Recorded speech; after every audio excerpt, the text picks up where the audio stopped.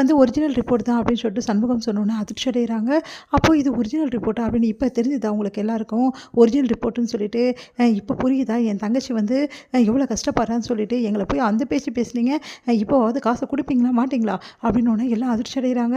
உடனே வந்து ஏன் இப்படிலாம் பண்ணுற, எல்லாம் இவளால் தான் வந்துச்சு, இவ தான் இதுக்கு எல்லாத்துக்கும் காரணம், இவ தான் குழப்பி விட்டுருக்கா என் குடும்பத்தை வந்து இந்த மாதிரி பண்ணுறதுக்காக தான் எல்லாமே பண்ணிகிட்ருக்கா, ஒன்று ஒன்றா பார்த்து பார்த்து என் குடும்பத்தை நாசம் பண்ணதான் இவன் வந்திருக்கா அப்படின்னு சொல்லிட்டு பொண்ணியை பார்த்து திட்டுறாங்க.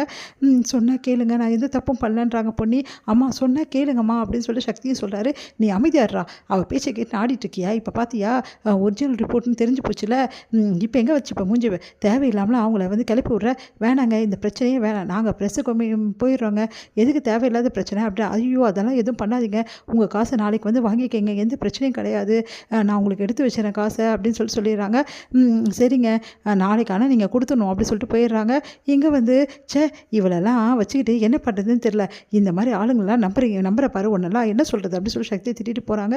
என்னடா இது ஒன்றுமே புரியலையே, ஒரே குழப்பமாக இருக்குது சக்தி அப்படின்னோடனே, அப்பா நீங்கள் ஒரு நாள் டைம் இருக்குல்லப்பா, நான் நாளைக்கு உங்களுக்கு நிரூபிக்கிறேன் அப்படின்னு சொல்லி சக்தி போகிறாரு. அடுத்த நாள் அந்த தாஸும் வந்து அவங்க ஒய்ஃபும் வந்து 2 பேருமே வந்து வராங்க நாடகம் போடுறதுக்காக, காசு வாங்குறதுக்காக. அங்கே கரெக்டாக வந்து சரி வந்துட்டிங்களா இருங்க காசு எடுத்துகிட்டு வரேன் அப்படின்னு சொல்லிட்டு எடுத்துகிட்டு வரதுக்காக போகிறாங்க ஜெயா. உடனே வந்து காசு கொடுக்கும்போது நிறுத்துங்கம்மா அப்படின்றாரு சக்தி. அதை கேட்டு அதிர்ச்சி அடைகிறாங்க.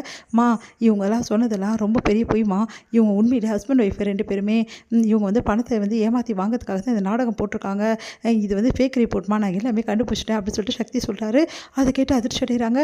என்னடா சொல்கிற அப்படின்னு. ஆமாம்மா உண்மை அதுதான், இவங்க ஹஸ்பண்ட் ஒய்ஃபு ஏமாத்திருக்காங்க அப்படி சொல்கிறாங்க.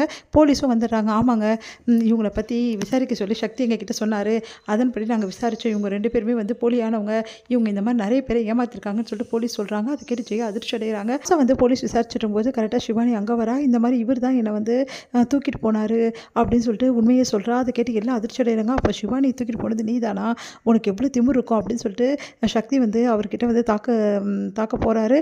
அந்த டைமில் அவர் எல்லா உண்மையும் சொல்லிடுறாரு.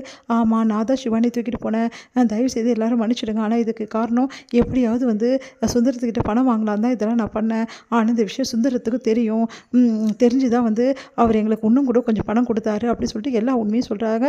இதெல்லாம் கேட்டு எல்லாருமே அதிர்ச்சி அடைகிறாங்க. உடனே வந்து இவனை முதல்ல கூட்டிகிட்டு போங்க அப்படின்னு போலீஸ் அவங்கள கூட்டிகிட்டு போயிடுறாங்க.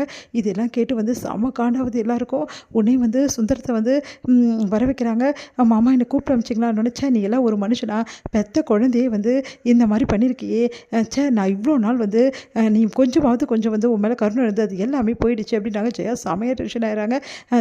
நீ வந்து உன்னை டைவர்ஸ் பண்ணணும்னு என் பொண்ணு சொன்னோன்னே நான் வேணான்னு சொன்னேன், ஆனால் நீ குழந்தைக்கு இப்படி இவ்வளோ பெரிய துரோகத்தை பண்ணியிருக்கியே, நீ எல்லாம் மனுஷனே கிடையாது, இதுக்கப்புறம் உன்னை டைவர்ஸ் பண்ணுறதா என் பொண்ணு கரெக்டு, இவ்வளோ பெரிய பாவத்தை பண்ணியிருக்கேன், ஐயோ நான் தெரிஞ்சு பண்ணலை, எனக்கு இந்த விஷயம் தெரிஞ்சோடனே எனக்கு ஒன்றும் புரியல, அதுக்கப்புறம் தான் தெரிஞ்சது, என்னை மன்னிச்சிடுங்க, தயவு செய்து என்னை மன்னிச்சிடுங்க அப்படின்னோடனே, நீ யார்கிட்ட மன்னிப்பு கேட்டு என்ன பிரயோஜனம், சிவானி கிட்ட உன்னால் மன்னிப்பு கேட்க முடியுமா அப்படின்னு வந்து பவானி சொல்கிறாங்க. என்னை மன்னிச்சிடு பவானின்னொன்னே, இதுக்கப்புறம் உனக்கு எனக்கு எந்த சம்மந்தமும் இல்லை, மரியாதையாக டைவர்ஸ் பேப்பரில் சைன் போடு, மியூச்சுவலாக பீரியட் தான் நம்மளுக்கு 2 பேருக்கும் கரெக்டு, டைவர்ஸ் பேப்பரில் கண்டி சைன் போடல, அப்புறம் நான் எல்லாத்துக்கும் வச்சு உன்னை என்ன செய்வேனே தெரியாது உள்ளே தள்ளிடுவேன் அப்படின்னு சொல்லிட்டு பவானி சொல்கிறாங்க.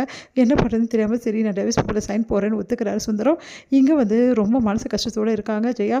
அப்போ வராரு நம்ம சக்தி.